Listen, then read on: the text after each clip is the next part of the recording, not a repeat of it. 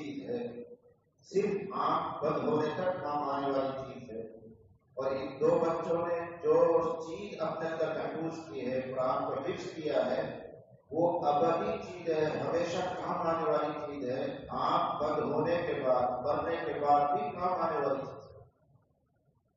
یہی زمین آسمان کا فرق ہے۔ ایک آدمی ماسٹر بنتا ہے، انجینئر بنتا ہے، وہ صرف زندہ رہنے تک اس کے کام آنے والی چیز ہے، کمائے گا کھائے گا، بس اتنا ہی کمائے گا۔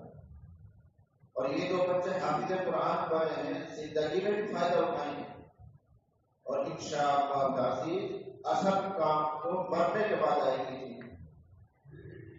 اتنی عظیم نعمت انہوں نے حاصل کی، لیکن ہماری اور آپ کی فکر اور نظر کا فرق ہے، ہم اس کو اہمیت دیتے ہیں اور اس چیز کو اہمیت نہیں دیتے۔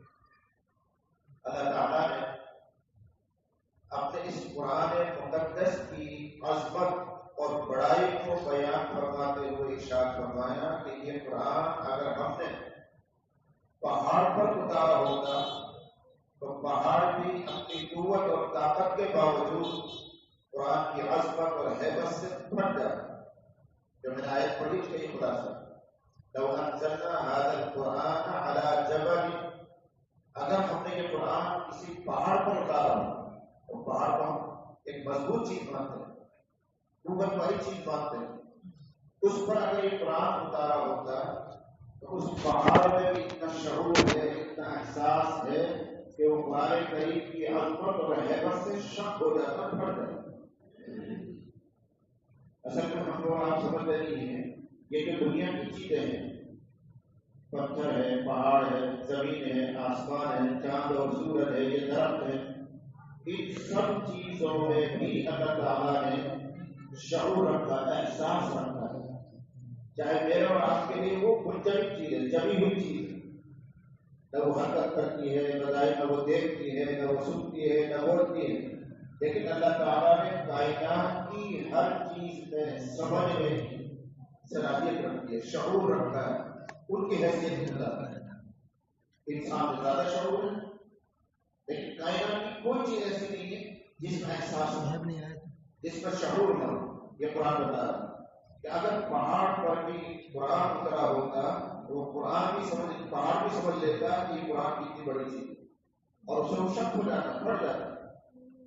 اسی کو اگر سمجھنا ہو تو قرآن میں کئی موقع پر یہ بات اللہ تعالیٰ نے سمجھائی ہے کہ دنیا کی جو چیزیں ہیں ان میں شعور رکھا ہوا، احساس رکھا ہوا۔ مثلا پندرہ پارہ آیت آتی ہے، وَإِن مِّن شَيْءٍ إِلَّا يُسَبِّحُ بِحَمْدِهِ وَلَكِن لَّا تَفْقَهُونَ تَسْبِيحَهُ۔ کیا فرمایا جاتا ہے کہ دنیا کی کوئی چیز ایسی نہیں ہے جو اللہ کی تسبیح بیان نہ کرتی، اللہ کی پاکی بیان نہ کرتی۔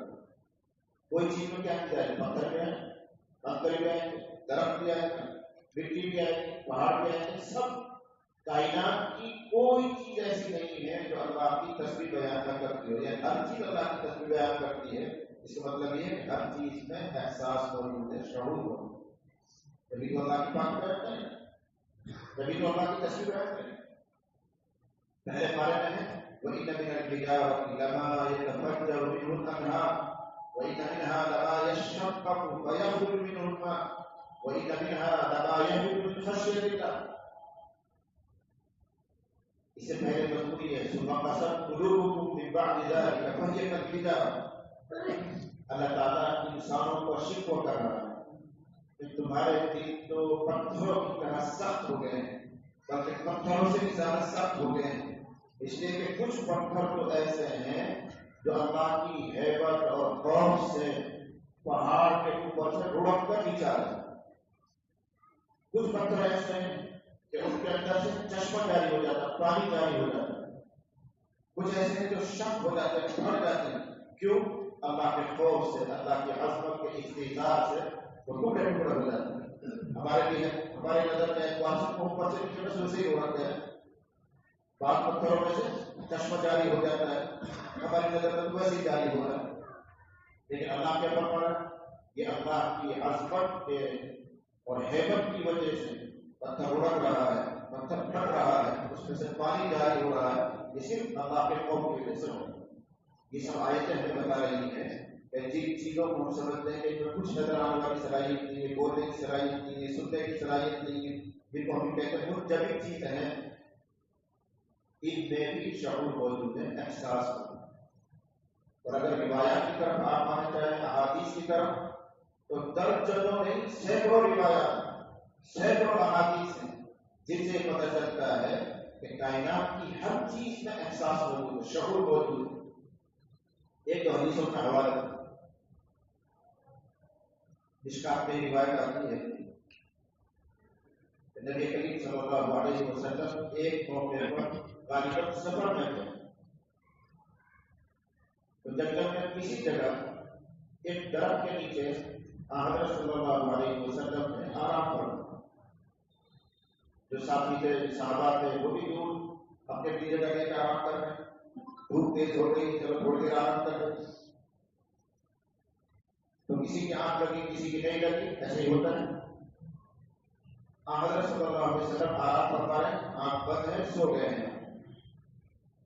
ایک صحابی جاگے ہوئے تھے، انہوں نے یہ منظر دیکھا کہ سامنے دور سے ایک درخت زمین کو پھاڑتے ہوئے چل کر آیا ہے حضرت نبی کریم صلی اللہ علیہ وسلم تک، اور نبی کے سامنے تھوڑا سا ایسا جھکا اور واپس سیدھا ہوا، پھر وہیں چلا گیا جہاں سے آیا۔ ایک صحابی نے سارا منظر دیکھا۔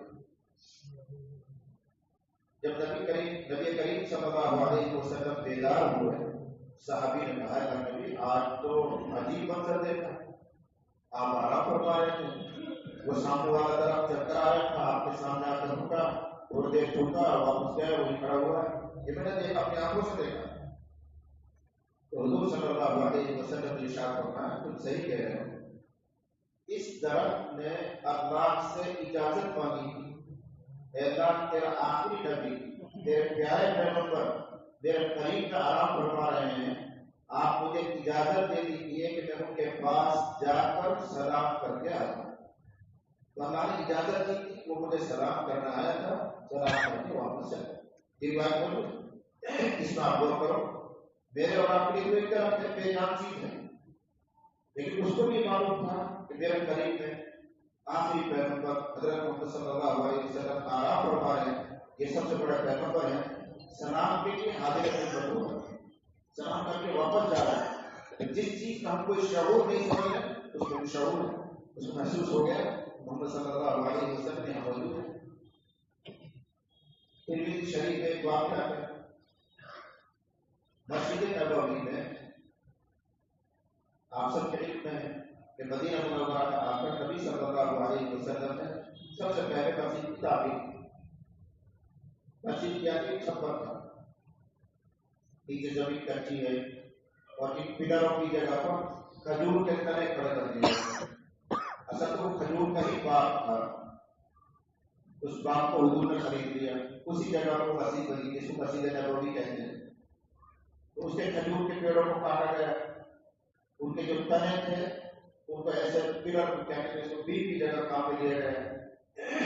کچھ پلر ایسے جو ستون تھے، یعنی کھجور کے تنے تھے، اس کو ستون کی جگہ پہ کام لیا گیا۔ مسجد بن کر تیار ہوئی۔ ایک کھجور کا تنا ایسا تھا جو ممبر کی جگہ پر یہاں تھا، اس کو کاٹا گیا، جڑ سے بھی کاٹا گیا، اتنا بڑا کاٹا گیا۔ حضور علیہ السلام جب خطبہ دیتے تھے، جمعے کی تقریر کرتے تھے، اس پر ایسے سہارا لگا کر کھڑے ہوئے، جیسے امام صاحب ہاتھ میں اثر رکھتے کاٹے، ایسے حضور اس پر ہاتھ رکھتے تھے اور کھڑے ہوئے تقریر فرماتے تھے۔ یہ ممبر نہیں تھا، یہ جو ممبر ہے مسجد نبوی میں ممبر نہیں تھا، زمین پر کھڑے ہو کر حضور خطبہ دیتے۔ 7 سال ایسے کام چلتا رہا، نیچے کھڑے ہو کے خطبہ دیا کرتے تھے، لیکن پبلک بڑھ گئی، ہر روز لوگ آ رہے مدینے میں، ہجرت کر کر کے تعداد بڑھتی جا رہی، مسلمان کافی ہو گئے۔ اب اتنے مسلمان ہو گئے کہ مسجد پیچھے تک بھر جاتی تھی، اور نبی کریم صلی اللہ علیہ وسلم کا چہرہ مبارک سب کو صاف نظر نہیں آتا۔ تو تعداد بہت ہو جائے گی، پچھڑے والوں کو کیا چہرہ نظر آئے، اور سب سے پہلے پیچھے کون رہتی ہیں؟ عورتیں رہتی ہیں۔